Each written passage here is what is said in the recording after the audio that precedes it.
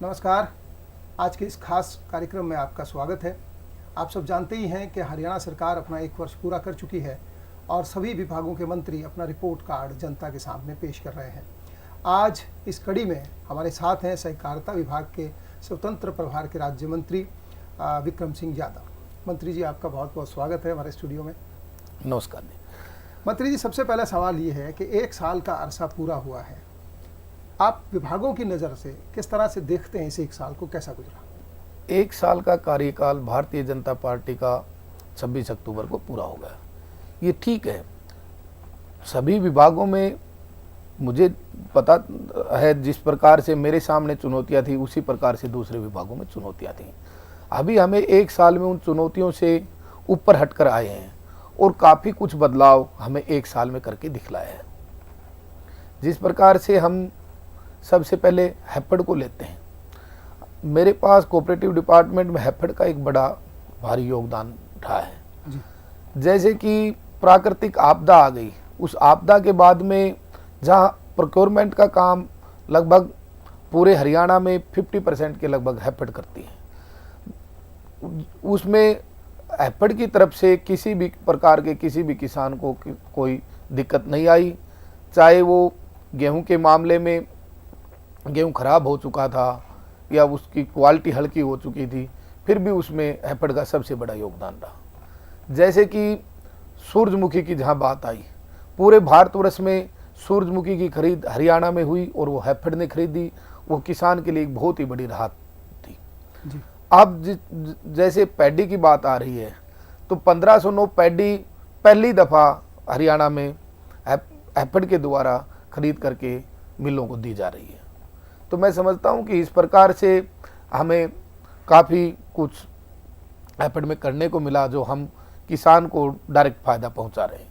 जी मंत्री जी, आपके पास डेयरी विकास फेडरेशन भी आप देखते हैं, क्या इस 1 साल में नया हुआ है डेयरी विकास फेडरेशन में?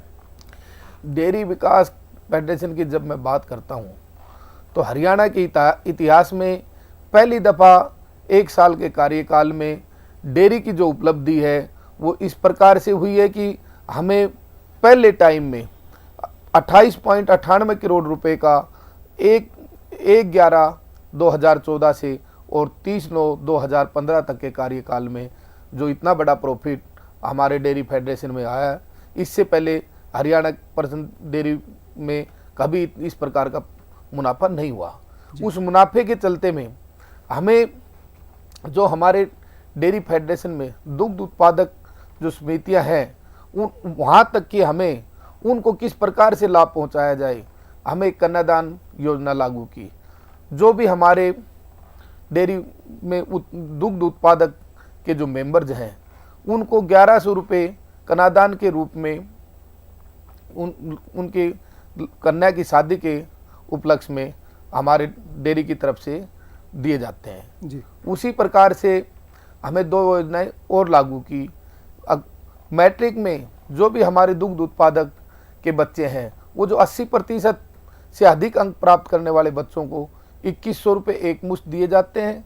+2 में इसी प्रकार से 80% से अधिक अंक प्राप्त करने वाले बच्चे को 5100 रुपये एक मुश्त दिए जाते हैं।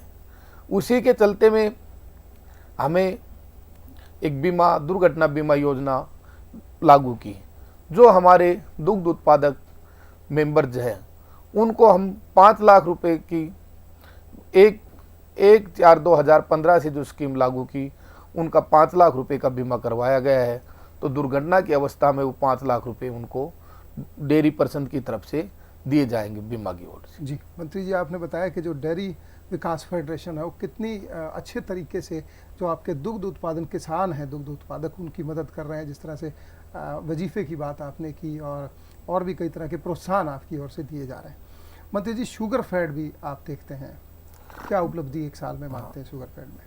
पहले मैं आपको डेयरी उत्पादक की जहां उपलब्धि की बात है, आज तक के इतिहास में हमारे जब से डेयरी फेडरेशन चला हुआ है, हमारे वहाँ जो कर्मचारी काम कर रहे हैं, कच्चे जो कहते हैं हम जिनको, जो हमारे लेबर के रूप में हमारे सभी चिलिंग सेंटरों पर प्लांटों पर जो कर्मचारी काम कर रहे हैं, उनकी तनख्वाहें मैं देखते आ रहा हूँ कि 5000 से लगभग 6000 के बीच में उनकी तनख्वाहें हैं।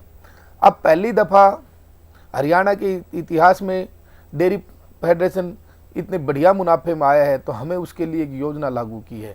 हर जिले में जिस प्रकार का कलेक्टर रेट है, अलग अलग जिलों का कहीं 9,000 है, कहीं 10,000 है, कहीं 8100 रुपये है, उसी प्रकार से हम दिवाली के उपलक्ष्य में अपने सभी जो कच्चे हमारे कर्मचारी काम कर रहे हैं उनको एक तोहफा देने जा रहे हैं कि उनकी तनख्वाहें हम जिले के वाइज उसी प्रकार से निर्धारित करें जिस जिले में जो न्यूनतम रेट कलेक्टर रेट डीसी का रेट जो है उससे नीचे हम किसी भी कर्मचारी को, चाहे वो हमारे पास पार्ट टाइम में काम कर रहा है, तो उसको हम कम से कम ज़िले में जो डीसी रेट जो बोलते हैं उसके मुताबिक उनको हम पर मंथ के तनख्वाह दें जी। ये एक सबसे बड़ी उपलब्धि है हरियाणा के इतिहास में, जो हम पूरे हरियाणा में करने जा रहे हैं।